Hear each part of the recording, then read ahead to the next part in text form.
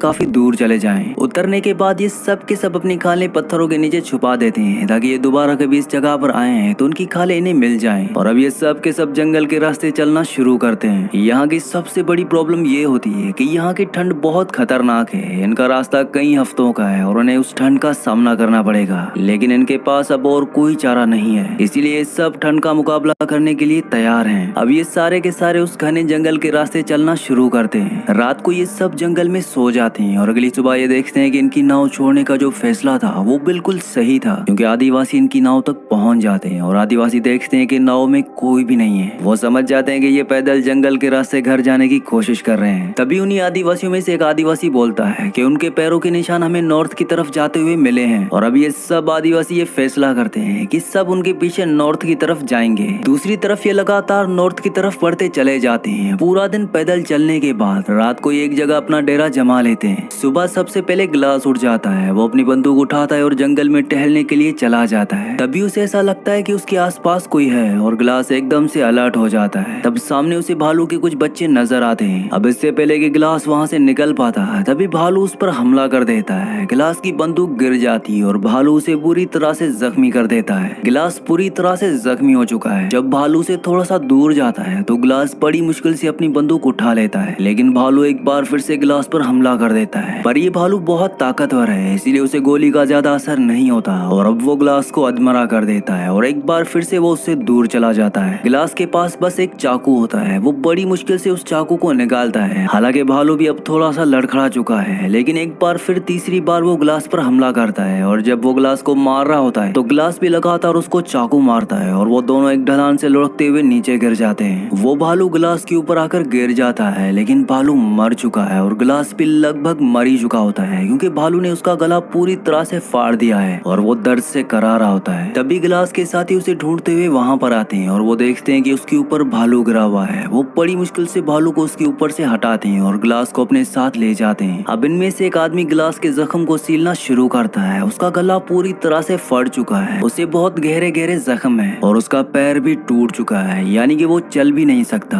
और उन लोगों का ये मानना होता है कि ये 1 घंटा भी जिंदा नहीं रह सकता। वहीं दूसरी तरफ हम ये देखते हैं कि जो आदिवासी इन लोगों को मारना चाहते थे उनके पास इनकी बहुत सारी खालें होती है और वो उन खालों के बदले कुछ लोगों से बंदूकें और घोड़े ले लेते हैं। इससे पहले आदिवासी इन पर तीर कमान से हमला करते थे, लेकिन अब उनके पास घोड़े और बंदूकें भी हैं तो उनकी जान को और भी ज्यादा खतरा है। यहाँ ये 9 लोग ग्लास के लिए लकड़ी का स्ट्रेचर बनाते हैं। वो ग्लास को उसके ऊपर रखते हैं और आगे बढ़ना शुरू करते हैं, लेकिन आगे पूरा चढ़ाई का रास्ता होता है और ग्लास को लेकर उस चढ़ाई पर चढ़ना लगभग नामुमकिन है। तभी इनका जो कैप्टन होता है वो अपने एक आदमी को बोलता है कि ग्लास की मुंह पर कपड़ा रखो। दरअसल वो ग्लास को गोली मारने वाला होता है, क्योंकि उसे लगता है कि ग्लास अब नहीं बच सकता। वो तड़प रहा होता है और उसको यहाँ से बाहर ले जाना लगभग नामुमकिन है। तब ग्लास का बेटा बोलता है कि ऐसा मत करो और कैप्टन को उस पर रहम आ जाता है, क्योंकि ग्लास की वजह से ये सब बचे होते हैं। वो अपने आदमी को बोलता है कि जो भी यहाँ पर ग्लास के साथ रुकेगा उसे रॉकी माउंटेन फार कंपनी की तरफ से $70 दिए जाएंगे, क्योंकि ग्लास ने इन सब की मदद की होती है और वो चाहते हैं कि ग्लास को नेचुरल डेथ मिले और जब ग्लास मर जाए तो उसका फ्यूनरल करके ये लोग भी वापस आ जाएं। अब ग्लास का बेटा बोलता है कि मैं रुकूंगा और वहाँ पर एक लड़का और होता है। वो कहता है कि मैं भी रुकूंगा, चाहे $70 मिले ना मिले। अब इन्हीं में एक आदमी होता है जिसका नाम फिट्ज होता है। वो कैप्टन को बोलता है कि $70 बहुत कम है। कैप्टन बोलता है कि ठीक है, $100। और तभी जो ग्लास का बेटा और जो दूसरा लड़का होता है वो बोलता है कि तुम हमारे डॉलर्स भी रख सकते हो और फिट्ज कहता है कि $300 काफी है, इनसे मैं अपना घर खरीद सकता हूँ और वो भी इनके साथ रुकने के लिए तैयार हो जाता है। वीडियो में आगे बढ़ने से पहले आप सबसे रिक्वेस्ट है कि मेरे 99% व्यूवर्स वीडियो तो देखते हैं लेकिन चैनल को सब्सक्राइब नहीं करते और ना ही वीडियो को लाइक करते हैं, तो आप सबसे रिक्वेस्ट है कि मेरे चैनल को सब्सक्राइब और वीडियो को लाइक लाजमी से कर दिया करें। अब ये 3 और ग्लास यहाँ पर रुक जाते हैं और बाकी के सारे लोग आगे निकल जाते हैं। ग्लास की हालत बहुत खराब है। फिट्ज को लगता है कि ये 1-2 दिन में मर जाएगा, लेकिन ग्लास जिंदा रहता है। एक शाम को जब ग्लास अकेला होता है तो फिट्ज उसके पास आता है और कहता है कि तुम मरते क्यों नहीं, तुम्हारी वजह से हम सबकी जान चली जाएगी। तुम अपनी जान देकर अपने बेटे की और हम सबकी जान बचा सकती हो, क्योंकि आदिवासी अगर यहाँ पर आ गए तो वो हम सबको मार देंगे। और अब मैं तुम्हारी नाक और मुंह बंद करने वाला हूँ, अपनी आंख झपकाओ और मुझे ये करने की परमिशन दो। लेकिन ग्लास अपनी आंखें नहीं झपकाता।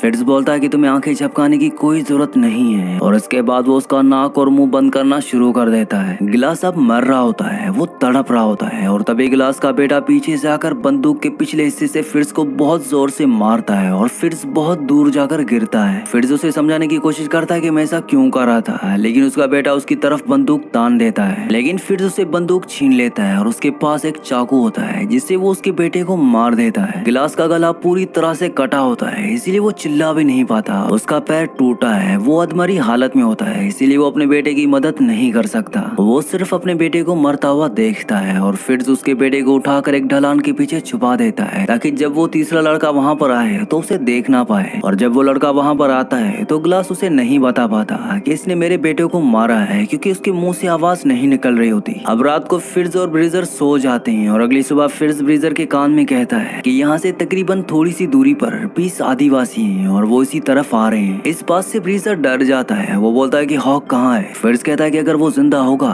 तो हमें ढूंढ लेगा। और वो लड़का कहता है कि गिलास अभी भी जिंदा है और हमने कैप्टन से वादा किया था कि गिलास के मरने के बाद हम उसका फ्यूनरल करके यहाँ से निकलेंगे। ये सुनने के बाद फिर्ज गिलास को बहुत बुरी तरह से खींचता है। उसकी पूरी बॉडी में जख्म होते हैं और वो दर्द से चिल्ला रहा होता है। और सामने जो उसने गड्ढा किया होता है उस गड्ढे में वो गिलास को डालकर ऊपर से मिट्टी डालना शुरू कर देता है। फिर्ज कहता है कि आज नहीं तो कल मारा ही जाएगा और जैसा कि हमने वादा किया था इसका फ्यूनरल पूरी रीति रिवाज से किया जाएगा, तो मैं इसके ऊपर से मिट्टी डाल रहा हूँ। वो उसके ऊपर थोड़ी सी मिट्टी डाल देता है और वहाँ से चला जाता है और उस लड़के को बोलता है कि तुम भी जल्दी से आ जाओ। हालांकि ब्रीजर नहीं जाना चाहता, लेकिन उसकी जान को भी खतरा है। वो गिलास के ऊपर अपनी बोतल रखकर वहाँ से निकल जाता है। उसे नहीं पता होता कि फिर्ज झूठ बोल रहा है, आसपास कोई आदिवासी नहीं होते और अब यहाँ पर गिलास अकेला है। वो तड़प रहा है, वो मरने वाला है। गिलास बहुत देर तक उसी जगह पर जहाँ पर वो उसे दफना कर चले गए हैं अधमरी हालत में लेटा रहता है। बहुत देर तक वो इसे पड़ा रहता है और उसके बाद वो पूरी हिम्मत जुटाता है और रगड़ता हुआ उस जगह पर जाता है जहाँ पर उसके बेटे की लाश होती है और वो अपने बेटे की लाश के ऊपर सर रखकर कई घंटे तक लेटा रहता है। अब इसके बाद उसे भूख लगती है और वो रगड़ता हुआ एक जगह पर जाता है जहाँ पर एक ढांचा पड़ा होता है। वो उसे एक हड्डी तोड़ता है, उसमें कुछ सूखा हुआ मांस होता है जिसे वो खा लेता है और फिर वो रगड़ता हुआ एक पहाड़ी के छोर तक जाता है। वो देखता है कि नीचे एक नदी है। वो बड़ी मुश्किल से उसी तरह से रगड़ता हुआ उस नदी के किनारे पहुंच जाता है और जब वो पानी पीता है तो पानी उसकी गर्दन से निकलना शुरू हो जाता है क्योंकि वो कटी होती है। अब गिलास के पास आग जलाने के लिए कुछ बारूद होता है। वो थोड़ा सा बारूद अपनी गर्दन पर जहाँ पर जख्म होता है वहाँ डाल देता है और वो आग जलाकर एक आग की चिंगारी से अपनी गर्दन में आग लगाता है, जिससे बारूद जल के एक चिंगारी पैदा होती है और उस चिंगारी से उसकी गर्दन जल जाती है। दरअसल वो ऐसा इसलिए करता है ताकि जलने से जो उसका जख्म फटा हुआ है वो चिपक जाए और जैसे ही उसमें आग लगती है तो उसे बहुत दर्द होता है और गिलास बेहोश हो जाता है। इसके बाद गिलास कई दिनों तक उसी नदी के किनारे रहता है। वो पानी पीकर घास खाकर अपने आप को जिंदा रखता है। एक दिन वो आदिवासी उस नदी के किनारे आ जाते हैं और इससे पहले कि वो गिलास को मार पाते हैं गिलास नदी में कूद जाता है और तैरता हुआ बहता हुआ एक दूसरे किनारे से निकलता है और अब गिलास इसी नदी के किनारे कुछ दिनों तक रहता है। अब उसे काफी दिन हो चुके हैं, इसीलिए उसके जख्म भी भर चुके हैं और वो लकड़ी के सहारे थोड़ा थोड़ा चल भी सकता है। हालांकि नदी के किनारे होने की वजह से उसके लिए पानी की कोई कमी नहीं है, लेकिन खाना अभी भी उसको भरपेट नहीं मिल पाता। कभी कभी वो एक आधी मछली पकड़ लेता है जिससे वो सिर्फ अपने आप को जिंदा रख सकता है। अब एक रात जब वो सो रहा होता है तभी उसको आग की कुछ लपटें दिखती हैं और जब वो उस तरफ जाता है तो वहाँ पर एक आदमी ने बहुत बड़ा शिकार किया होता है और वो उसे खा रहा होता है और जैसे ही वो गिलास को देखता है वो अपना तीर और कमान उसकी तरफ तान देता है। तब गिलास इशारों में उसे कहता है कि मुझे खाना चाहिए और मेरी जो ये हालत है एक जंगली भालू ने की है और मेरे लोगों ने मुझे मरने के लिए छोड़ दिया और उन्होंने मेरे बेटे को भी मार दिया। अब ये जो आदमी होता है इसकी पूरी फैमिली को, उसके पूरे गाँव को भी लोगों ने जला दिया होता है और मार दिया होता है। वो उसे खाना देता है और कहता है कि तुम मेरे साथ ट्रेवल कर सकते हो। इसके बाद ये दोनों आगे का सफर तय करते हैं। इस आदमी के पास एक घोड़ा भी होता है, इसीलिए इनका सफर आसान हो जाता है। वहीं दूसरी तरफ फिर्ज और वो लड़का जो यहाँ पर गिलास को मरने के लिए छोड़ गए थे, जब वो रास्ते में जा रहे होते हैं तो उस लड़के को फिर्ज की बातों से ये पता चल जाता है कि वहाँ पर कोई भी आदिवासी नहीं थे और फिर्ज ने उसे झूठ बोला था ताकि वो अपनी जान बचा सके। वो लड़का उस पर बंदूक तान देता है, लेकिन फिर्ज उसको अपनी बातों में बहकाकर वहाँ से आगे के सफर में ले जाता है। पर जब वो आगे जाते हैं तो वो एक गाँव से होके गुजरते हैं और उस गाँव को किसी ने पूरी तरह से तबाह कर दिया होता है। वहाँ के सारे लोगों को मार दिया होता है। वहाँ पर इन्हें 2 घोड़े मिल जाते हैं और उन घोड़ों पर सवार होकर वो वहाँ तक पहुँच जाते हैं जहाँ उन्हें पहुँचना था। लेकिन फिर उस लड़के को उस जगह पर एंटर करने से पहले ये बोलता है कि उन्हें कभी भी सच मत बताना, अगर उन्हें सच पता चला